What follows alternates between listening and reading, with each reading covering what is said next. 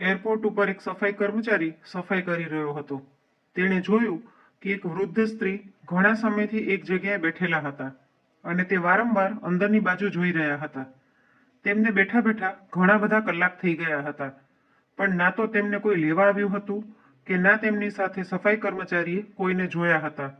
તે સફાઈ કર્મચારી રાકેશ જ્યારે સવારે પોતાની ડ્યુટી પર આવ્યો ત્યારે એણે તે વૃદ્ધ સ્ત્રીને ત્યાં બેઠેલા જોયા હતા અને હવે તેનો બપોરનો જમવાનો સમય થઈ ગયો હતો, પણ હજી સુધી તે વૃદ્ધ સ્ત્રી ત્યાં જ બેઠા હતા અને સતત ઘરડી આંખોથી એરપોર્ટમાં અંદરની તરફ જોઈ રહ્યા હતા, જાણે કોઈની રાહ જોઈ રહ્યા હોય.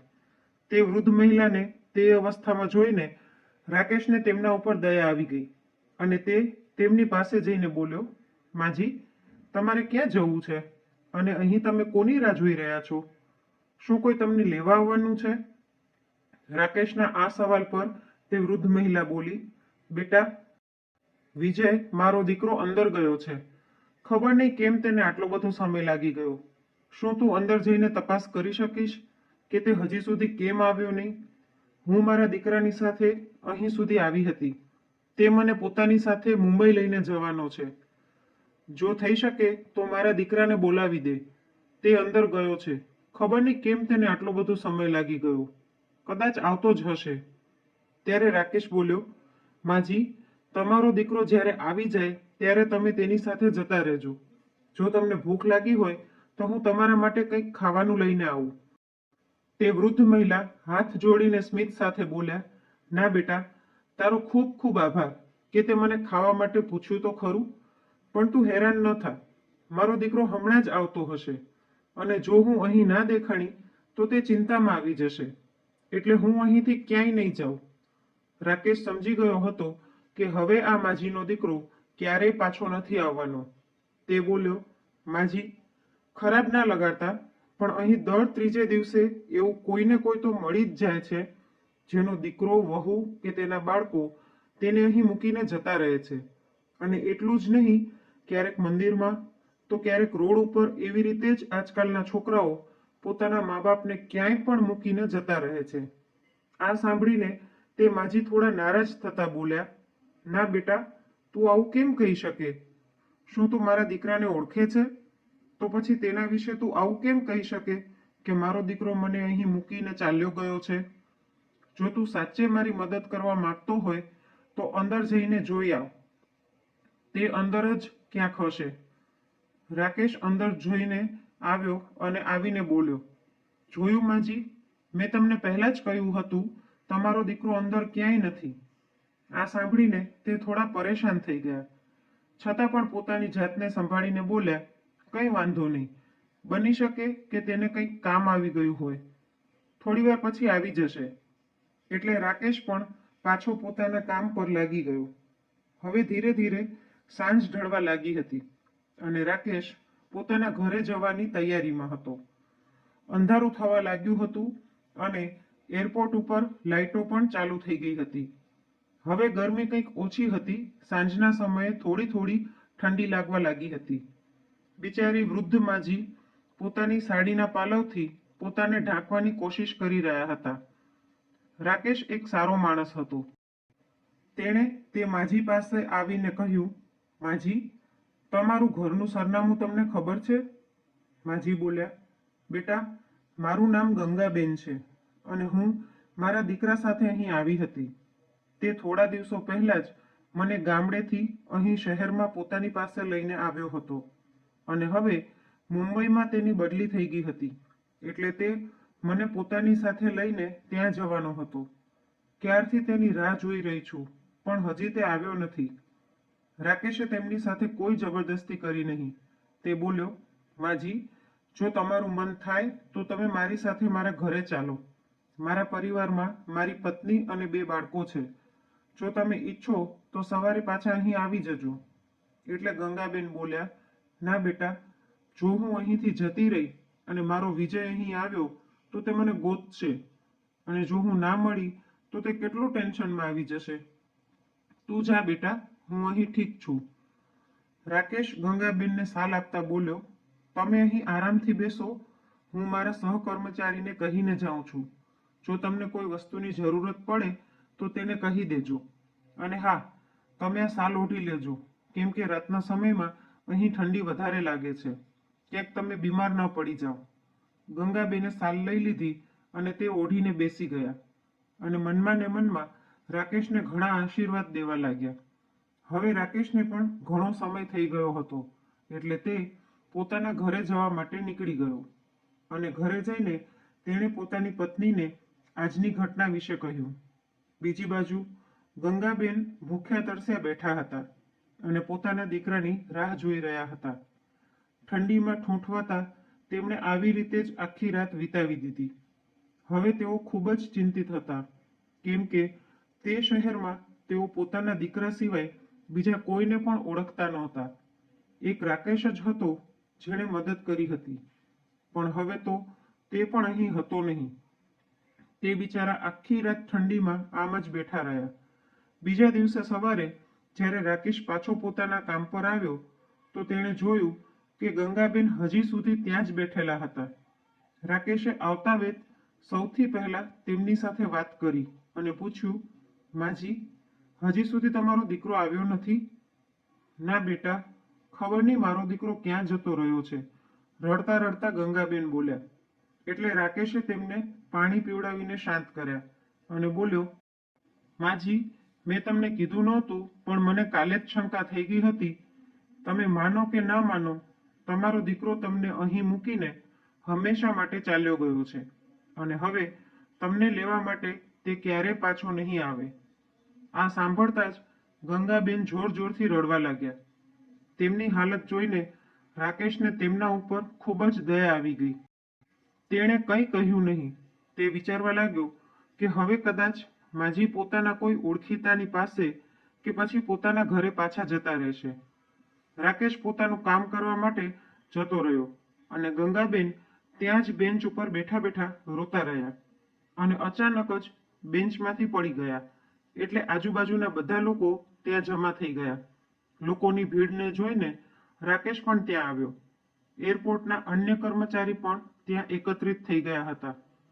રાકેશે આવીને જોયું કે ગંગાબેન નીચે જમીન પર પડી ગયા હતા. તે થોડો ગભરાઈ ગયો. તેણે તેમને તરત ઉપાડ્યા અને બેન્ચ ઉપર સુવડાવ્યા. એટલી વારમાં એરપોર્ટના અન્ય કર્મચારી ત્યાં ઉપસ્થિત એક ડોક્ટરને લઈ આવ્યા, જેણે આવીને કહ્યું કે નબળાઈના કારણે તેઓ બેભાન થઈ ગયા છે. પાણીના છાંટા મારીને તેમને ભાનમાં લઈ આવ્યા. પછી બધા પોતપોતાના કામ પર લાગી ગયા અને રાકેશે તેમને કહ્યું, માજી, ડોક્ટરે કહ્યું કે નબળાઈના કારણે તમે બેભાન થઈ ગયા હતા. શું તમે કાલથી કંઈ પણ ખાધું નથી? ગંગાબેને નામાં માથું હલાવતા કહ્યું, બેટા, હું તો અહીં મારા દીકરાના ભરોસે જ બેઠી હતી. મને શું ખબર હતી કે એ મારી સાથે આવું કરશે. મારી પાસે એક રૂપિયો પણ નથી કે હું કંઈ ખરીદી અને ખાઈ શકું. રાકેશને એમની હાલત પર વધારે દયા આવી રહી હતી. તે બોલ્યો, માજી, તમે મારી સાથે ચાલો, પહેલા કંઈક ખાઈ લો, પછી વાત કરજો. રાકેશ ગંગાબેનને લઈને ત્યાં જ એક કેન્ટીનમાં પહોંચ્યો અને તેણે તેમના માટે ખાવાનું મંગાવ્યું. રાકેશ બોલ્યો, માજી, તમે ક્યારથી અહીં બેઠા હતા?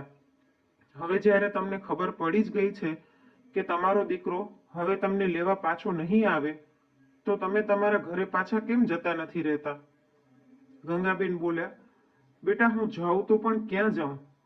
મારા દીકરાએ મને કોઈ લાયક નથી છોડી. મતલબ? આશ્ચર્ય સાથે રાકેશે પૂછ્યું. એટલે ગંગાબેને કહ્યું કે મુંબઈ જવાથી પહેલા તેમનો દીકરો જ્યારે તેમને લેવા ગામડે આવ્યો હતો તો એણે કહ્યું હતું કે મમ્મી, હવે હું તમને હંમેશા માટે પોતાની સાથે લઈ જવા આવ્યો છું. ચાલો મારી સાથે, અને હવે આપણે અહીં પાછા ક્યારેય નહીં આવીએ. એટલે આ ઘરને વેચી નાખીએ. એણે મારું ઘર પણ વેચી નાખ્યું. હવે મારી પાસે રસ્તા ઉપર રહેવા સિવાય બીજો કોઈ ચારો નથી. એટલું કહેતા કહેતા તે રડવા લાગ્યા. એમની દશા જોઈને રાકેશને ખૂબ જ દુઃખ થઈ રહ્યું હતું, પરંતુ તે કરી પણ શું શકવાનો હતો? બિચારો તે પોતે એક નાનકડી એવી નોકરી કરીને પોતાના પરિવારનું પાલન પોષણ કરી રહ્યો હતો, એટલે તે કંઈ કહી ના શક્યો. એણે ગંગાબેનને શાંત કરાવ્યા અને જમવાનું બિલ આપીને ત્યાંથી ચાલ્યો ગયો. સાંજે જ્યારે તે પોતાના કામ પરથી ઘરે પાછો જઈ રહ્યો હતો તો જોયું કે એરપોર્ટની બહાર ફૂટપાથ પર અંધારામાં કોઈક માજી બેઠા હતા અને તેમની આજુબાજુમાં કૂતરા ભસી રહ્યા હતા અને તે કૂતરાથી બચવા માટે ત્યાં પડેલા પથ્થર ઉપાડીને તેમને ડરાવવાની કોશિશ કરી રહ્યા હતા અને એ જ કારણે તે કૂતરા વધારે ભસી રહ્યા હતા, જેનો અવાજ સાંભળીને આસપાસના બીજા કૂતરા પણ દોડીને આવી રહ્યા હતા અને તે વૃદ્ધ મહિલા બિચારી તેમને ભગાડવાની કોશિશ કરી રહી હતી અને ધીમા ધીમા પગલે પાછળ હટી રહી હતી. ત્યાં જ લાગેલી એક સ્ટ્રીટ લાઇટના પ્રકાશમાં નજીક જઈને જોયું તો ખબર પડી કે તે વૃદ્ધ મહિલા બીજું કોઈ નહીં પણ ગંગાબેન જ છે. અને હવે આ બધું જોઈને રાકેશથી રહેવાનું નહીં. તે તેમની પાસે ગયો અને એક લાકડીથી કૂતરાઓને ભગાડીને ગંગાબેનને એક તરફ બેસાડ્યા અને પોતે થોડો સાઈડમાં જઈને પોતાની પત્નીને ફોન કરવા લાગ્યો અને તેને બધી જ ઘટના સમજાવતા કહેવા લાગ્યો, સીમા, હું પોતાની માને રૂપિયાની તંગીના કારણે બચાવી શક્યો નહીં, પણ ક્યારે આવતા જતા મેં જોયું કે આ માજીની સાથે કંઈક ખરાબ થઈ ગયું તો કદાચ હું પોતાની જાતને ક્યારેય માફ નહીં કરી શકું. આપણાથી કંઈ થાય કે ન થાય, કમસે કમ 2 સમયનો રોટલો તો આપણે આમને આપી જ શકશું ને. બીજું વૃદ્ધ માણસને જોઈએ પણ શું? જો તું કહે તો હું આમને પોતાની સાથે ઘરે લઈ આવું. સીમા ખૂબ જ સમજદાર હતી. તે બોલી, કંઈ વાંધો નહીં, જો તમને યોગ્ય લાગે તો લઈ આવો. આપણાથી જેટલું થઈ શકશે આપણે એમની મદદ કરીશું. આ સાંભળીને રાકેશ ખૂબ જ ખુશ થયો અને ગંગાબેનને લઈને પોતાના ઘરે પહોંચ્યો. તેનું ઘર ખૂબ જ નાનું હતું, જ્યાં તે પોતાની પત્ની અને બાળકોની સાથે રહેતો હતો. ગંગાબેને જ્યારે આ જોયું તો તેમણે કહ્યું, બેટા, તમે લોકો મારા કારણે હેરાન થઈ જશો. ઈશ્વરે મારા નસીબમાં જે લખ્યું હશે તે જ થશે, એટલે તમે હેરાન ન થાઓ. કંઈ વાંધો નહીં, હું બીજે ક્યાંક રહી લઈશ. રાકેશે કહ્યું, નહીં માજી, અમને તમારા આવવાથી કોઈ પણ મુશ્કેલી નહીં પડે, ઉલટાની ખુશી થશે. બરાબર ને સીમા? સીમાએ પણ ખુશ થતા કહ્યું, હા માજી, આ બિલકુલ બરાબર કહી રહ્યા છે. અમને તમારા આવવાથી કોઈ પણ મુશ્કેલી નહીં પડે. અને હમણાં તમે જ તો કહ્યું કે જે તમારા નસીબમાં હશે તે જ થશે. તો બસ તમે માની લો કે હવેથી તમારા નસીબમાં આ ઘરમાં રહેવાનું લખ્યું છે. અંદર આવો માજી અને આને પોતાનું જ ઘર સમજજો. સીમા ગંગાબેનનો હાથ પકડીને તેમને અંદર લઈ આવી. તેમને બેસવા માટે આસન પાથર્યું અને પાણીનો ગ્લાસ આપ્યો. ગંગાબેન હજી થોડોક સંકોચ અનુભવી રહ્યા હતા એટલે સીમાએ કહ્યું, માજી, હું એક અનાથ છું અને મારા સાસુ પણ વહેલા ગુજરી ગયા હતા, એટલે મને માનો પ્રેમ મળ્યો જ નથી. તો આજથી તમે જ મારી માં છો. હાલો માં, જમવા બેસી જાઓ. એટલે ગંગાબેન પણ બધાની સાથે જમવા બેસી ગયા. સીમાએ કહ્યું, માં, અમારા ઘરમાં જગ્યા થોડી ઓછી છે, પણ અમારા હૃદયમાં તમારા માટે વિશાળ જગ્યા છે. તમે બિલકુલ નિશ્ચિંત રહેજો અને અમને તમારા બાળકો જ સમજીને જેમ ઘરના બાકી સદસ્ય રહે છે તેવી જ રીતે તમે પણ રહેજો. આજથી તમે પણ આ ઘરના જ એક સદસ્ય છો. જો તમને કોઈ પણ મુશ્કેલી થાય તો તમે મને જણાવજો. ગંગાબેન સીમાની વાતો સાંભળીને આંખોમાં આંસુ સાથે તેના માથા પર હાથ રાખતા બોલ્યા, સદા ખુશ રહેજે દીકરી. ઉંમરના જે પડાવમાં મને મારા પોતાના દીકરાએ ઠોકર મારી દીધી, ત્યાં તમે બંનેએ આ મુશ્કેલ ઘડીમાં મારો સાથ આપ્યો છે. આજ પછી તમે જ મારા દીકરા અને વહુ છો. તેમના આંસુ લૂછતા સીમા બોલી, બસ માં, હવે જમી લો. બધા લોકો જમીને સૂઈ ગયા. બીજા દિવસે સવારે રાકેશ તૈયાર થઈને પોતાના કામ પર જતો રહ્યો અને બાળકો પણ સ્કૂલે જતા રહ્યા. ઘરે ફક્ત ગંગાબેન અને સીમા બચ્યા હતા. તે બંને આખો દિવસ ઘરમાં વાતો કરી રહ્યા હતા. સીમાએ પોતાના ઘર પરિવાર અને પરિસ્થિતિઓ વિશે બધું જણાવ્યું અને એવી જ રીતે ગંગાબેને પણ પોતાના દીકરા અને વહુની કરતૂતો સીમાને જણાવી, જેને સાંભળીને સીમા હેરાન રહી ગઈ. માં, તમારો દીકરો અને વહુ કેટલા ખરાબ માણસ છે. ભલા પોતાની મા સાથે આવું કોણ કરી શકે? એ બંને અત્યારે તમારું દુઃખ નહીં સમજી શકે. તેમને આ બધી ત્યારે ખબર પડશે જ્યારે તેમની સાથે પણ એવું જ થશે. ગંગાબેને કહ્યું, બેટા, તમારા ઘરમાં ભલે ગમે એટલી ઓછી જગ્યા હોય, પણ તમારું હૃદય અને નિયત ખૂબ જ સાફ અને સારા છે. તું ચિંતા ના કર.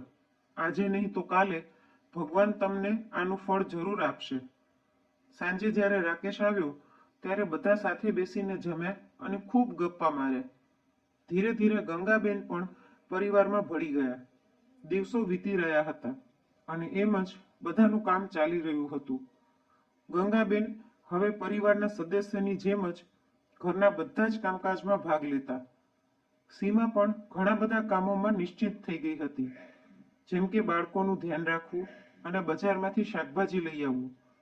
આવી અનેક નાની નાની જવાબદારીઓથી તે મુક્ત થઈ ગઈ હતી અને તે આ વાતથી ખૂબ જ ખુશ હતી. તે હંમેશા કહેતી કે અમારા ઘરમાં કોઈ વડીલની કમી હંમેશા ખલતી હતી, જે હવે તમારા આવવાથી પૂરી થઈ ગઈ.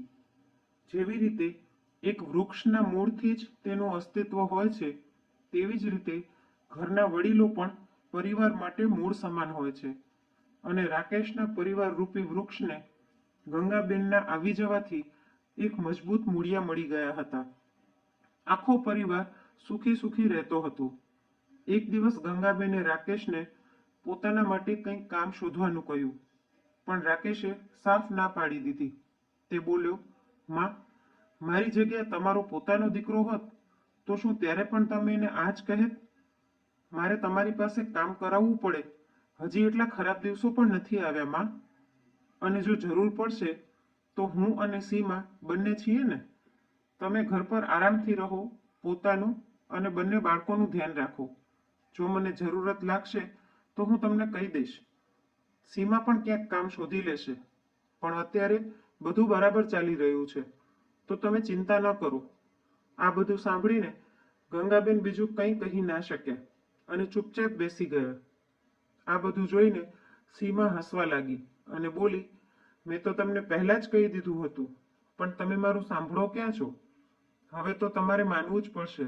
તમારા દીકરાએ પણ કહી દીધું. એમ કહીને સીમા ગંગાબેનની પાસે આવીને એમના ખભા પર હાથ રાખીને બોલી, માં, તમે ખોટા ચિંતા કરી રહ્યા છો. તમે નિશ્ચિંત રહો, બધું થઈ જશે.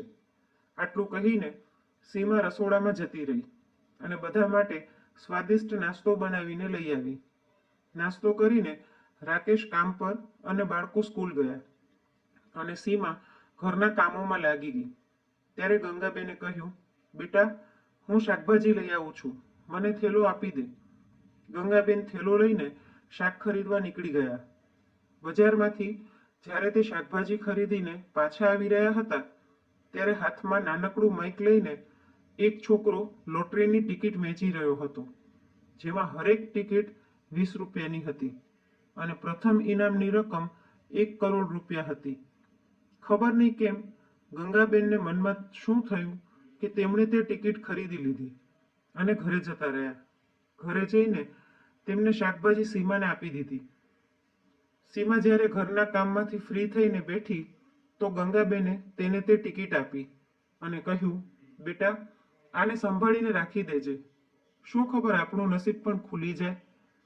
સીમા બોલી, માં, આ તમે શું લઈ આવ્યા? આ બધું ખોટું હોય છે. મેં આજ સુધી કોઈને લોટરી લાગી હોય એવું જોયું નથી. પણ કંઈ વાંધો નહીં, જો તમારું મન છે તો હું આને રાખી દઉં છું. એમ કહીને સીમાએ લોટરીની ટિકિટ કબાટમાં મૂકી દીધી. હવે ગંગાબેન જ્યારે પણ શાકભાજી લેવા જતા ત્યારે એક ટિકિટ લઈ આવતા અને જ્યારે મહિનાના અંતમાં તે ટિકિટોના વિજેતાની ઘોષણા થવાની હતી ત્યારે તે છોકરાએ ટિકિટ દેતા સમયે કહ્યું કે માજી, તમે ટીવી પર આ ચેનલ ચાલુ કરીને રાખજો.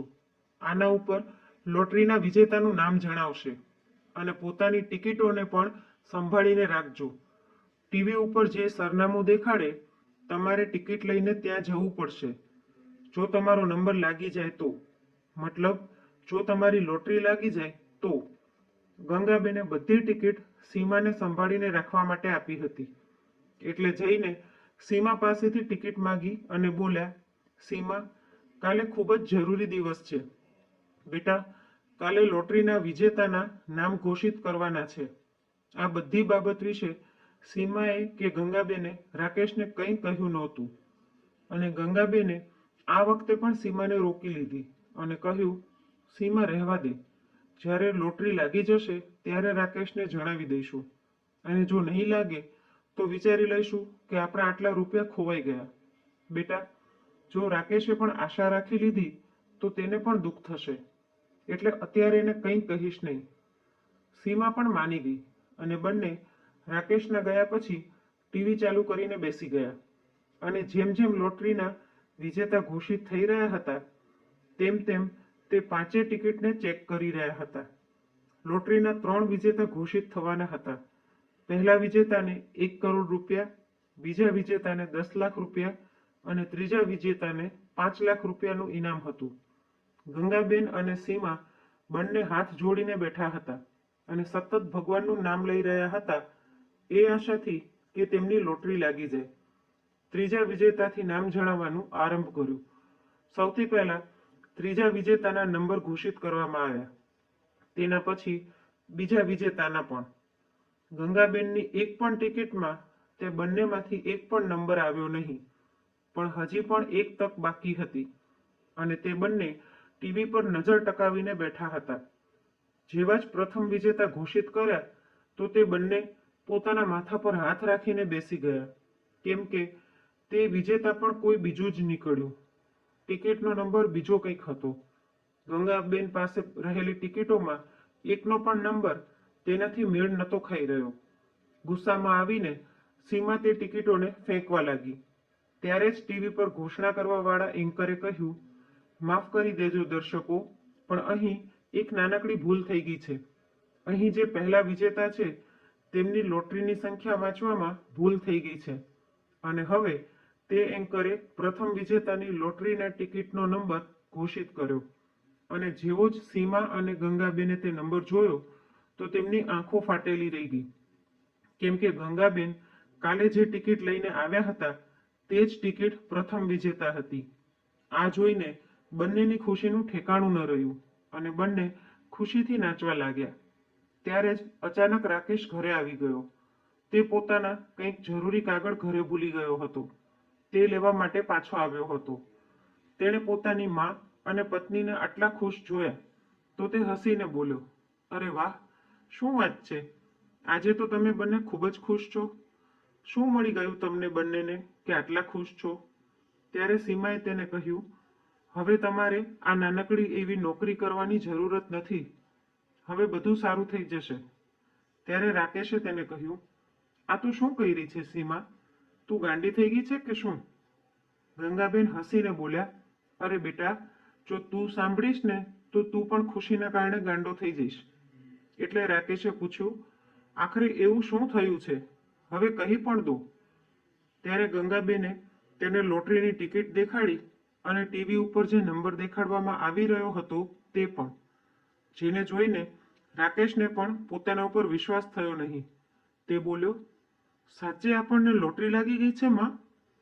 ગંગાબેન ખુશ થતા બોલ્યા, હા બેટા, હવે આપણા દુઃખના દિવસો જતા રહ્યા. હવે તો બસ ખુશીઓ જ ખુશીઓ હશે.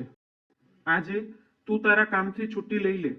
આપણે આ એડ્રેસ ઉપર જવાનું છે. અહીં ઇનામના રૂપિયા આપણને આપવામાં આવશે. રાકેશે ફોન કર્યો અને આજના દિવસની છુટ્ટી લઈને તે ગંગાબેનની સાથે તે એડ્રેસ પર પહોંચ્યો જ્યાં ઇનામની રકમ મળવાની હતી. અને કેમ કે રકમ મોટી હતી એટલે ટીવી ન્યૂઝ પર દેખાડવામાં આવી રહી હતી. પ્રથમ, દ્વિતીય અને તૃતીય ત્રણેય વિજેતા ત્યાં હાજર હતા, જેમને વારાફરતી ઇનામની રાશિ આપવામાં આવી રહી હતી.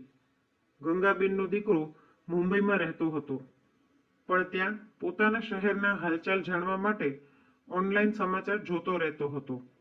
જેવી તેણે ન્યૂઝ ચેનલ ખોલી તો તેના પર પોતાની માને જોઈને તે ચોંકી ગયો. અને જ્યારે તેને ખબર પડી કે તેની માં 1 કરોડ રૂપિયાની માલકીન બની ગઈ છે તો તે ખૂબ જ ખુશ થયો અને પોતાની માને લૂંટવાના ઈરાદાથી તે પોતાના શહેર આવવા માટે નીકળી પડ્યો. પણ તે ક્યાં જાત? તેને તો પોતાની માનું એડ્રેસ ખબર જ નહોતી. તેણે એરપોર્ટ ઉપર કર્મચારીઓને પૂછ્યું તો રાકેશના ઘર વિશે ખબર પડી અને તે રાકેશના ઘરે પહોંચી ગયો. પણ રાકેશ અને તેનો પરિવાર ત્યાંથી શિફ્ટ થઈ ગયા હતા, કેમ કે હવે તેમની પાસે રૂપિયા આવી ગયા હતા. જ્યારે ગંગાબેનનો દીકરો વિજય ત્યાં પહોંચ્યો તો તેણે જોયું કે ત્યાં તો તાળું લાગેલું છે. પડોશમાં પૂછવા પર ખબર પડી કે રાકેશ અને તેનો પરિવાર એક સારી સોસાયટીમાં રહેવા જતા રહ્યા છે, જ્યાં તેમણે પોતાનું મકાન લઈ લીધું છે. પડોશીઓથી સરનામું પૂછીને વિજય તે સરનામા ઉપર ગયો. ઘર પાસે આવીને તે ગંગાબેનને અવાજ દેવા લાગ્યો, મમ્મી, મમ્મી, તમે ક્યાં છો? જુઓ, તમારો દીકરો આવી ગયો છે તમને મળવા માટે. કેટલા બધા દિવસ થઈ ગયા તમને મળે. હું તો ક્યારનો રાહ જોઈ રહ્યો હતો તમને મળવા માટે. તેનો અવાજ સાંભળીને ગંગાબેન બહાર આવ્યા. ગંગાબેનને જોઈને વિજય તેમને ગળે મળવા આગળ વધ્યો તો ગંગાબેને તેને ધક્કો આપીને દૂર કરી દીધો અને રાકેશને અવાજ દીધો.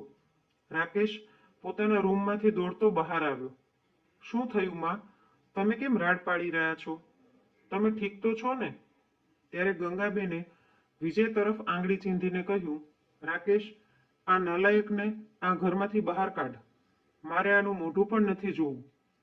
રાકેશ કંઈ સમજી શક્યો નહીં. ત્યારે વિજય ફરી મમ્મી મમ્મી કરતો ગંગાબેનના પગમાં પડી ગયો. ત્યારે રાકેશ સમજ્યો કે આ ગંગાબેનનો દીકરો છે.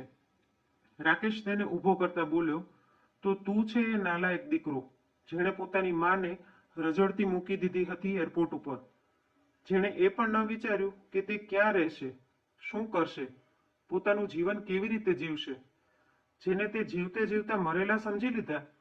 આજે તે માં યાદ આવી ગઈ તને?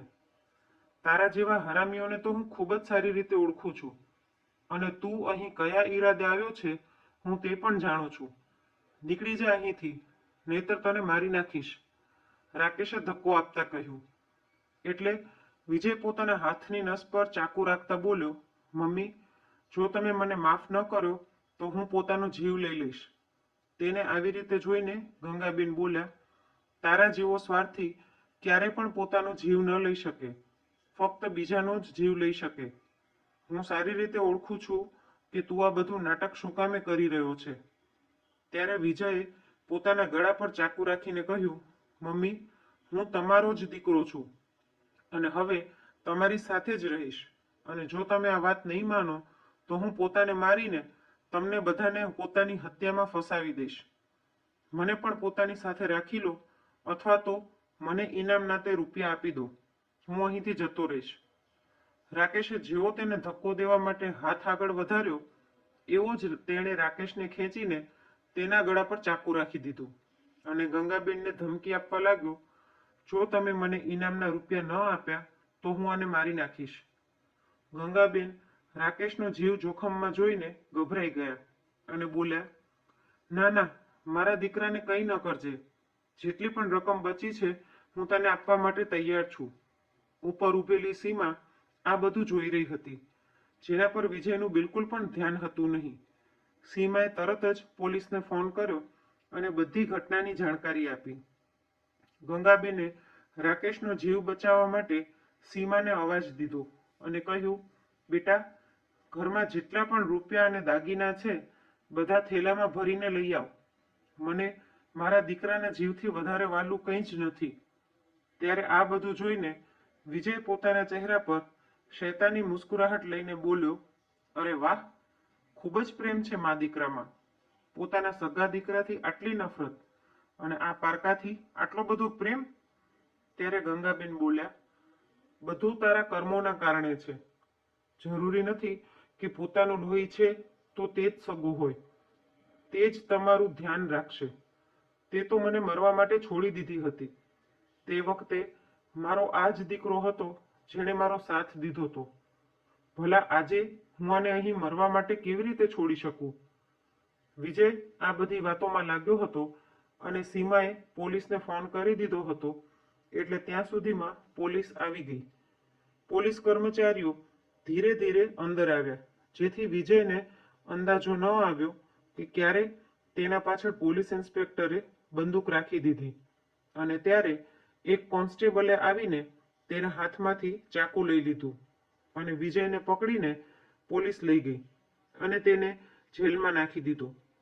પુરાવાનો કોઈ અભાવ હતો નહીં, કેમ કે પોલીસે તેને રંગે હાથ પકડી લીધો હતો કોઈકનો જીવ લેવાની કોશિશ કરતા, જેના કારણે તેને સજા થઈ ગઈ અને ગંગાબેન પોતાના દીકરા રાકેશ અને વહુ સીમા સાથે ખુશી ખુશી રહેવા લાગ્યા. હવે તેઓ પોતાનું જીવન ખૂબ જ સુખી સુખી વ્યતીત કરી રહ્યા હતા. કદાચ તે રાકેશ અને સીમાના કર્મોનું ફળ હતું જે તેમને મળ્યું. તેમણે એક નિસહાયની મદદ કરી એટલે ભગવાને તેમને ફળ સ્વરૂપે આટલી મોટી ભેટ આપી હતી. દોસ્તો, જરૂરી નથી કે તમારું પોતાનું લોહી હોય, ફક્ત તે જ તમારી સેવા કરી શકે કે તમારું ધ્યાન રાખી શકે. ઘણી વખત પારકા સંબંધો એટલા ગાઢ થઈ જાય છે જેટલા તમારા પોતાના સગા સંબંધો પણ નથી થઈ શકતા. લોહીનો સંબંધ જ બધું નથી હોતો. જ્યાં સુધી માણસના મનમાં બીજા વ્યક્તિ માટે પ્રેમ ભાવના ન હોય ત્યાં સુધી. સ્વાર્થી વ્યક્તિ કોઈનો સગો નથી હોતો, ભલે પછી તે તેના પોતાના જ કેમ ન હોય. તો મિત્રો, આજની વાર્તા કેવી લાગી તે કોમેન્ટ બોક્સમાં જરૂરથી જણાવજો અને જો વાર્તા ગમી હોય તો લાઈક કરીને વધુમાં વધુ શેર પણ કરજો અને આવી જ અવનવી વાર્તા સાંભળવા માટે ચેનલને સબસ્ક્રાઇબ જરૂરથી કરજો.